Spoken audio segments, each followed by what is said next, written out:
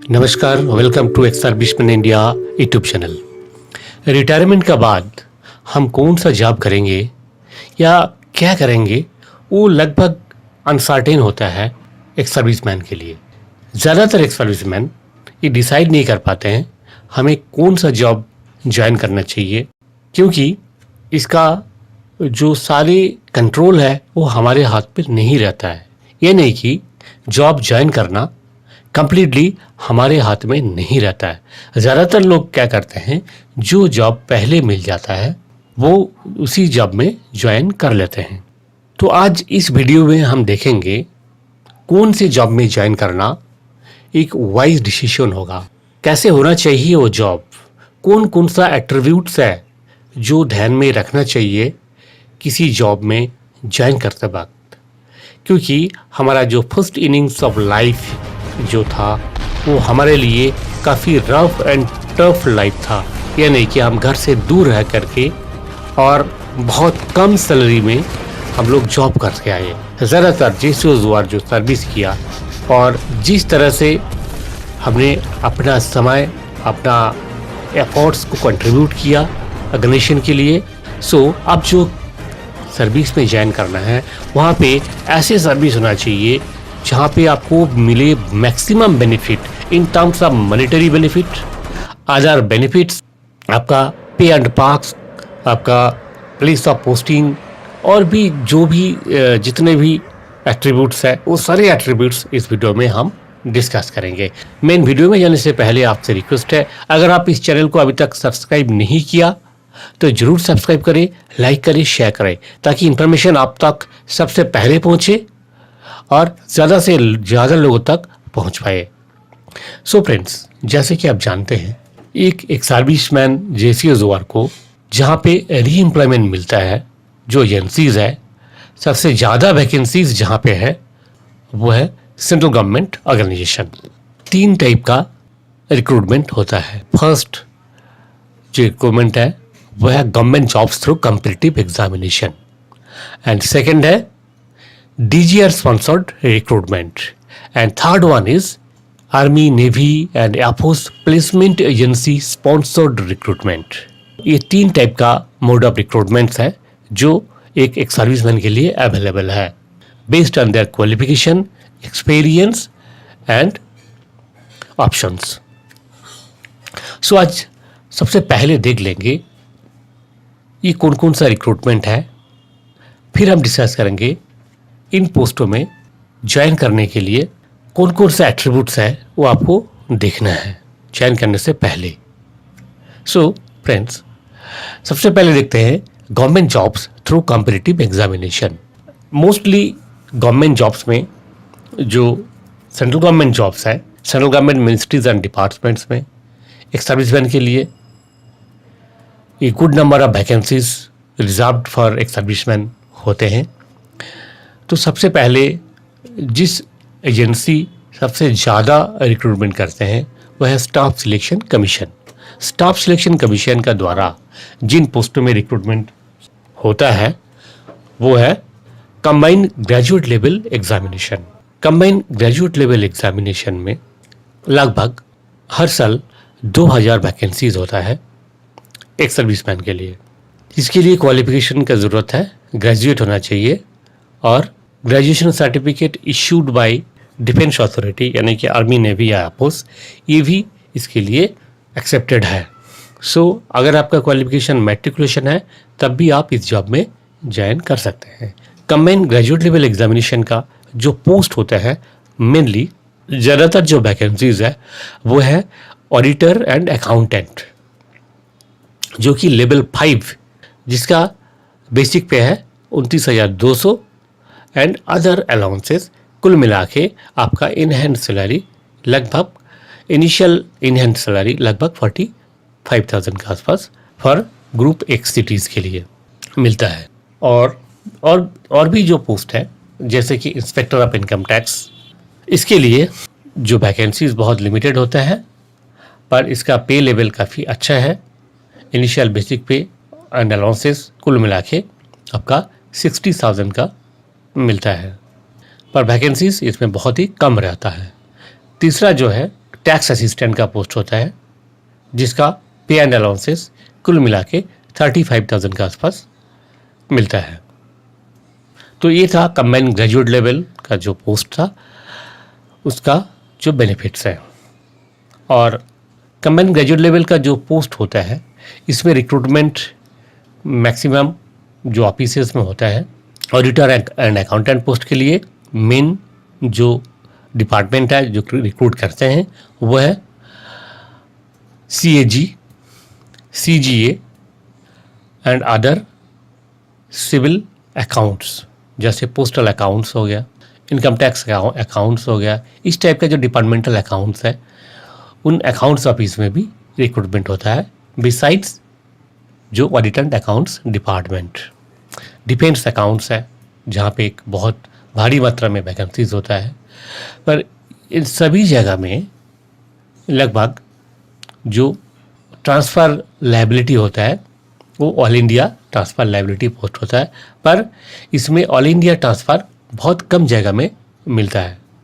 Mainly जो defence accounts होता है उसमें केवल मात्र डिफेंस अकाउंट्स में होता है, बाकी जगह में up to non gazetted post के लिए जो ट्रांसफ़र लायबिलिटी है वो लगभग ट्रांसफ़र होता ही नहीं। आप एक बार जिस स्टेट में ज्वाइन किया उसी स्टेट में ही रहते हैं। सेकेंड जो है combined HS level.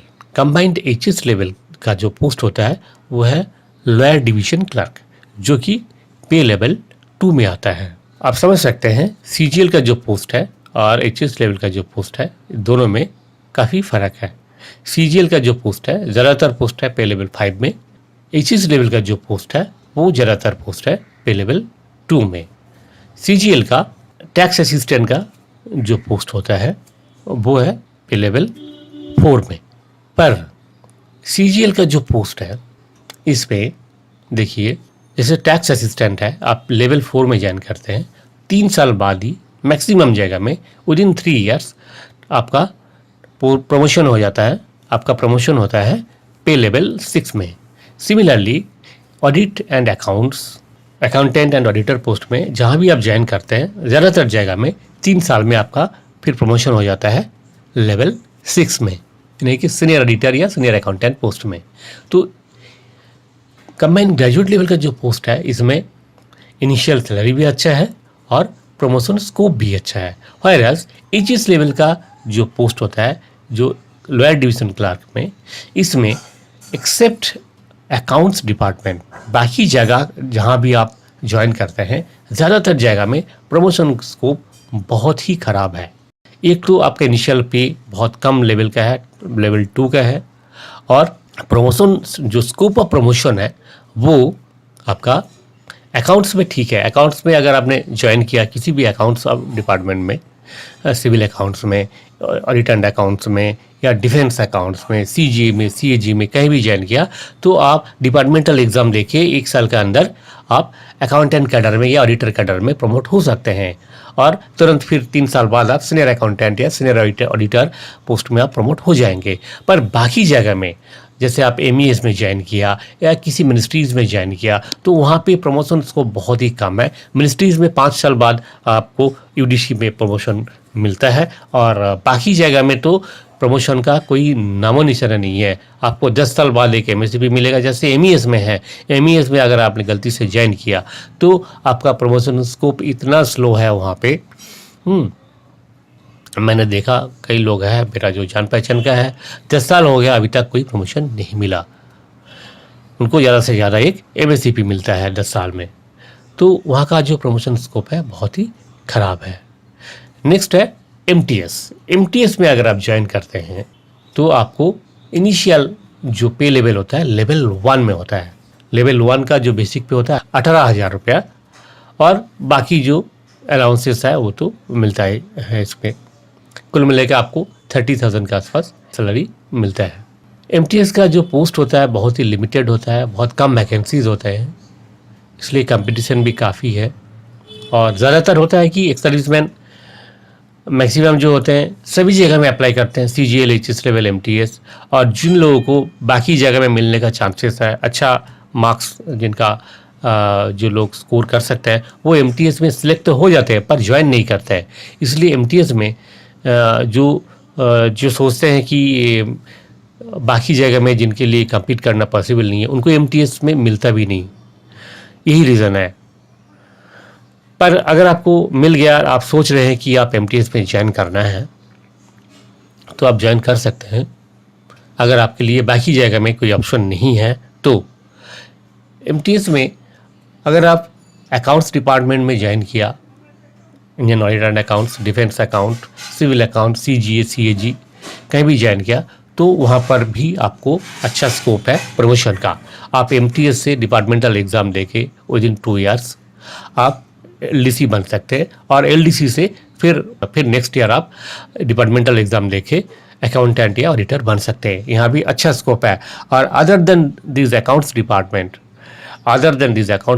Other department में प्रमोशन स्कोप बहुत ही ख़राब है। वहाँ पे प्रमोशन का कोई फिक्स्ड कोई रूल नहीं है, ना कोई फिक्स स्कोप है, एक्सेप्ट कुछ स्पेसिफिक डिपार्टमेंट है जहाँ पे प्रमोशन स्कोप थोड़ा सा ठीक है, बाकी जगह में कोई प्रमोशन नहीं है भी तो बहुत डिलेड प्रमोशन है।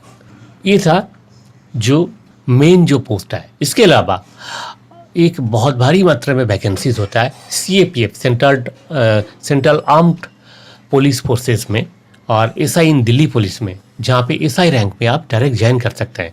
SI रैंक में अगर आप डायरेक्ट ज्वाइन किया तो वहाँ पे अच्छा पे स्केल बहुत ही अच्छा है, डायरेक्ट आप लेवल 6 में ज्वाइन कर सकते हैं और टोटल जो पे होता है बहुत ही अच्छा होता है। बट प्रॉब्लम वही है कि ये जो पोस्ट है वो आपको फिर यूनिफॉर्म पोस्ट होता है, यानी कि आपको फिर कैप बेल्ट का नौकरी करना पड़ेगा और 24 आवर्स का जॉब है। तो इसलिए बहुत लोग हैं इस जॉब को पसंद नहीं करते, क्योंकि first innings of your life it was very adventurous. आप आर्मी, नेवी, एयरफोर्स जहाँ कहीं भी जॉब करते आए, वहाँ आपने 24 आवर्स का जॉब किया, फिर दोबारा 24 आवर्स का जॉब बहुत कम लोग हैं जो लेना चाहते हैं। पर मॉनेटरी टर्म्स में अगर देखें तो सबसे अच्छा है ये CAPF का पोस्ट है after income tax inspector. Income tax inspector का तो बहुत ही अच्छा लेवल है, पर उसमें बहुत ही लिमिटेड वैकेंसीज है, बहुत कम लोगों को मिल पाता है। उसके बाद नेक्स्ट अगर हम देखें तो CAPF का पोस्ट डायरेक्ट इनिशियल सैलरी का अगर हम ध्यान दें तो बहुत ही अच्छा पोस्ट है। जो लोग दिल्ली में रहना चाहते हैं, दिल्ली का बाहर नहीं जाना चाहते हैं, उनके लिए तो बहुत अच्छा ऑप्शन है SI इन दिल्ली पुलिस। प्रमोशन स्कोप भी बहुत अच्छा है। तो मैं कहूँ जो दिल्ली में रहने वाले हैं आसपास, वो SI इन दिल्ली पुलिस के लिए ऑप्शन दे के आप ये जॉब ले सकते हैं। और बाकी जो CAPF में होता है जिसका थ्रू BSF, CRPF, CISF, इसका SI रिक्रूटमेंट होता है, यहाँ भी प्रमोशन स्कोप बहुत ही अच्छा है। SI से आप इंस्पेक्टर बन सकते हैं और उसके बाद कमांडेंट, असिस्टेंट कमांडेंट आप बन सकते हैं।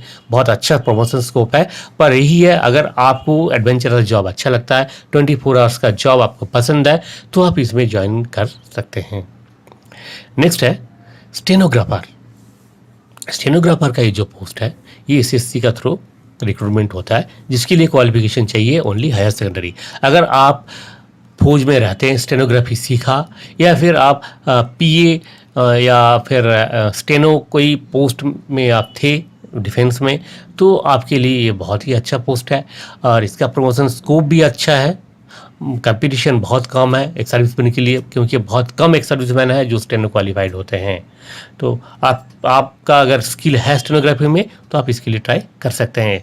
आपका प्रमोशन ज़्यादातर मिनिस्ट्रीज़ में होता है या फिर जो डिपार्टमेंट में होता है, जहाँ पे पर्सनल असिस्टेंट का पोस्ट में आप ज्वाइन करते हैं। नेक्स्ट है हिंदी ट्रांसलेटर। ये एक बहुत ही हाई ग्रेड का पोस्ट है मैं कहूँ SSC का, क्योंकि इसमें आपका जो ज्वाइनिंग होता है डायरेक्ट आपका लेवल 6 कहीं लेवल 7 में ज्वाइनिंग होता है। और इसके लिए आपको ट्रांसलेशन का जो स्किल वो रहना ज़रूरी है। आपका ये जो पोस्ट है इसमें ऑल इंडिया ट्रांसफ़र लायबिलिटी रहता है, पर पोस्ट बहुत ही अच्छा पोस्ट है। नेक्स्ट असिस्टेंट कमांडेंट का है। असिस्टेंट कमांडेंट का जो रिक्रूटमेंट होता है CAPF में, ये UPSC का द्वारा होता है, पर इसके लिए एज रिलैक्सेशन आपको मिलता है ओनली 5 ईयर्स, यानी कि 30 ईयर्स तक फ्रेशर रिक्रूट के लिए है और आपके लिए 35 ईयर्स। अगर आपका एज 35 ईयर्स के अंदर है और आपका तमन्ना है कि ऑफिसर्स रैंक में जॉब करना, तो आपके लिए एक अच्छा अपॉर्चुनिटी है। आप असिस्टेंट कमांडेंट इन CAPF में ज्वाइन कर सकते हैं। इसका जो पे स्केल आप बहुत ही अच्छा है। इनिशियल लेवल जो होता है आप लेवल 10 में ज्वाइन करते हैं इनिशियली, और टोटल पे जो है कुल मिला के लगभग 85,000 का आसपास होता है। और इसके अलावा बाकी अदर जो फैसिलिटीज़ आपको मिलता ही है। आपका पोस्टिंग होगा आपका बीएसएफ, सीआरपीएफ या सीआईएसएफ, इसी डिपार्टमेंट में जो सेंट्रल आर्म पुलिस फोर्सेस है इसी में आपका पोस्टिंग होगा। और आप असिस्टेंट कमांडेंट में जब ज्वाइन करते हैं तो आपका प्रमोशन स्कोप है, बहुत ही अच्छा प्रमोशन स्कोप है। जिस लेवल में आप ज्वाइन करते हैं वो इक्विवेलेंट टू आर्मी का जो लेफ्टिनेंट रैंक होता है उसी में ज्वाइन करते हैं। आप रिटायर होते हैं, कम से कम आप इक्विवेलेंट टू ब्रिगेडियर रैंक में जाके आप रिटायर होते हैं। जिनको ऑफिसर रैंक में जॉब करना एक तमन्ना है, फौज में ऑफिसर नहीं बन पाए, उनके लिए मैं बोलूँ ये बहुत ही अच्छा अपॉर्चुनिटीज़ है। पर एज लिमिट आपको ध्यान रखना होगा, 35 ईयर्स के अंदर आपका एज होना चाहिए। तो ये सा एसएससी का थ्रू मिलने वाला जितना भी जॉब्स है। नेक्स्ट था नेशनलाइज्ड बैंक में जो पोस्ट आपके लिए है। मेनली जो क्लर्क या असिस्टेंट पोस्ट में रिक्रूटमेंट होता है, जो कि एक सर्विसमैन के लिए एलिजिबल पोस्ट है। इन पोस्टों में ज़्यादातर रिक्रूटमेंट होता है बैंक में आईबीपीएस का थ्रू। कुछ बैंक्स है जहाँ पे आईबीपीएस का थ्रू रिक्रूटमेंट नहीं होता है, जैसे कि एसबीआई खुद रिक्रूट करते हैं, आईडीबीआई है वो खुद रिक्रूटमेंट करते हैं। तो आईबीपीएस में आपका जो एलिजिबिलिटी क्राइटेरिया है वो ग्रेजुएट होना चाहिए आप, या फिर आपका जो डिफेंस का दिया हुआ ग्रेजुएशन सर्टिफिकेट वो भी इसमें एक्सेप्टेड है। ये जो पोस्ट है आईबीपीएस का थ्रू अब जब रिक्रूट होते हैं नेशनलाइज बैंक में, किसी भी बैंक में, तो यहाँ का जो नेट सैलरी है, जो बेसिक सैलरी है, आप देख सकते हैं स्क्रीन पे। इस तरह का जो सैलरी स्ट्रक्चर है आपका बेसिक पे 11,765 में आपका बेसिक पे शुरू होगा। ये फ्रेशर रिक्रूट के लिए है। अगर आप जिस बैंक में ज्वाइन किया उस बैंक आपको पे फिक्सेशन अलाउ कर रहे हैं, यानी कि आपका लास्ट पे ड्रॉन का हिसाब से आपको पे फिक्सेशन देते हैं, तो ये तो सबसे अच्छा मॉनेटरी टर्म्स में सबसे अच्छा पोस्ट है, आपके लिए बहुत अच्छा कैरियर रहेगा। अगर पे फिक्सेशन बेनिफिट नहीं है तो मैं कहूँ ये बहुत ही बेकार पोस्ट है in terms of monetary benefit. ज़्यादातर बैंक पे फिक्सेशन देते हैं, पर इसमें डीए कट होता है आपका, कोई एक डीए आपको मिलेगा, ऐसे ऑप्शन है। फिर भी मैं कहूँ अगर आपको पे फिक्सेशन मिलता है तो बैंक में ज्वाइन करना आपके लिए बहुत ही वाइज डिसीजन होगा, क्योंकि बैंक में अगर आप ज्वाइन करते हैं तो असिस्टेंट या क्लरिकल लेवल में आपका ट्रांसफ़र आपको विद इन द जोन होता है, आपका आउट ऑफ स्टेट कभी जाना नहीं पड़ेगा। और प्रमोशन स्कोप भी अच्छा है, आप आफ्टर सर्टेन पीरियड आप इसमें ऑफिसर भी बन सकते हैं, चाहे तो आप ऑफिसर कैडर के लिए आप एग्ज़ाम अपीयर कर सकते हैं। एसबीआई के लिए भी एसबीआई का भी जो पे स्केल है लगभग सेम ही है। और टोटल सैलरी जो है इनिशियल अगर है तो 20,000 के आसपास जो फ्रेशर रिक्रूट के लिए होता है। और अगर आपको पे फिक्सेशन बेनिफिट मिला है तो आपको जो लास्ट पे ड्रॉन था उसी के हिसाब से आपका सैलरी बनेगा, यानी कि मिनिमम आपको 50,000 तो मिलना ही मिलना है।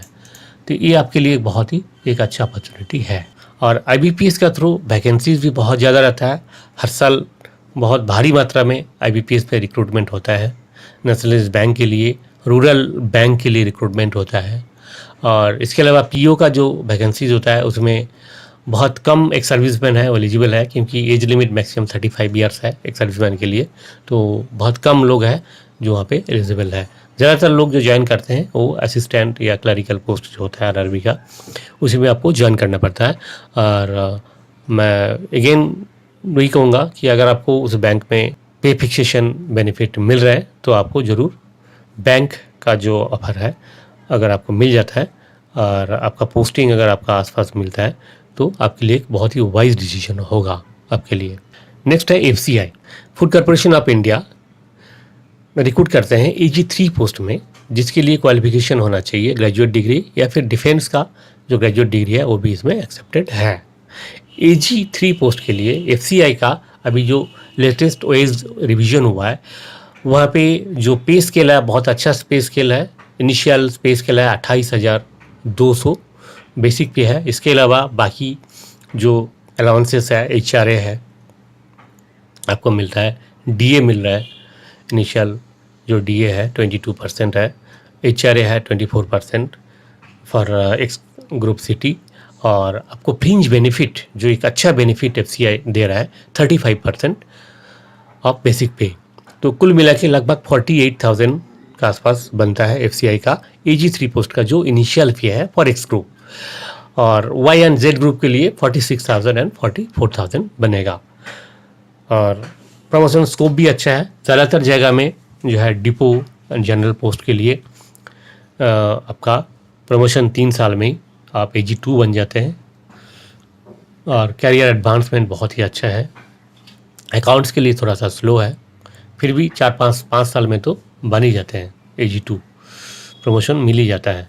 तो FCI का जो कैरियर है अभी जो वेज रिवीजन हुआ है उसके बाद जो in terms of monetary benefit मैं कहूँगा बहुत ही अच्छा पोस्ट है, बैंक से भी अच्छा है। विदाउट पे फिक्सेशन आपको इन हैंड सैलरी अगर 48,000 मिल रहा है तो आप समझ सकते हैं बहुत ही अच्छा पोस्ट है। नेक्स्ट है ESIC। ESIC बहुत भारी मात्रा में रिक्रूट करते हैं हर साल क्लरिकल पोस्ट के लिए। क्लरिकल पोस्ट की जो पे स्केल है वो लगभग सेंट्रल गवर्नमेंट का जो लेवल उसी का इक्विवेलेंट पोस्ट होता है, और आपको 3 साल में फिर प्रमोशन भी मिल जाता है। 2 टर्म्स है, एक तो प्रमोशन स्कोप अच्छा है, दूसरा ट्रांसफ़र लायबिलिटी बहुत ही कम है। आप जिस स्टेट में ज्वाइन करते हैं वहीं आप परमानेंट लगभग रहते हैं। नेक्स्ट है EPFO। EPFO का भी आपको क्लरिकल या असिस्टेंट सोशल सिक्योरिटी असिस्टेंट का कैडर में जो रिक्रूटमेंट होता है वो अच्छा है, प्रमोशन स्कोप भी ठीक है, और सेकेंडली आपका जो पोस्टिंग लायबिलिटी नहीं रहता है। आप जहाँ भी जिस स्टेट में ज्वाइन करते हैं लगभग आप वहीं परमानेंट रह जाते हैं। EPFO, ESIC, FCI and staff selection commission का द्वारा जहाँ कहीं भी आप रिक्रूट होते हैं, ये सभी जगह में आपको pay fixation benefit as per last drawn नहीं मिलता है। पे फिक्सेशन के लिए अभी केस टेकअप किया हुआ है जो एक सर्विसमैन एसोसिएशन है through the India, DOPT and ministry of defence का साथ केस टेकअप किया हुआ है, और लगभग फाइनल स्टेज में है।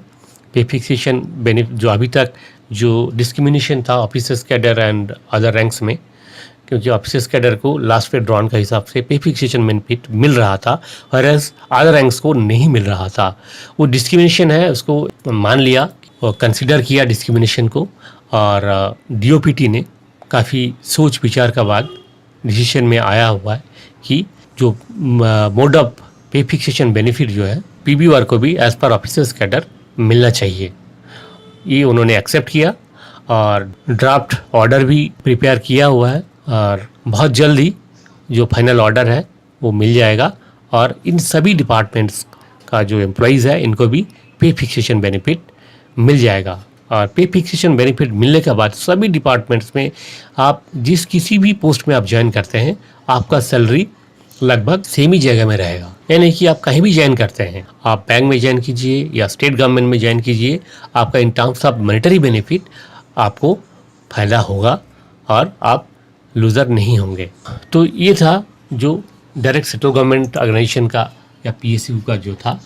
और इसके अलावा एक बहुत अच्छा गुड नंबर ऑफ वैकेंसीज़ जो रहता है वह रेलवेज़ में मेन जो ज़्यादा वैकेंसीज़ रहता है वह ग्रुप डी में अगर आप ज्वाइन करते हैं तो पे लेवल 1 में आप ज्वाइन करते हैं, जिसका बेसिक पे है 18,000, और कुल मिला के आपको जो है टोटल पे होता है 30,000 का आसपास।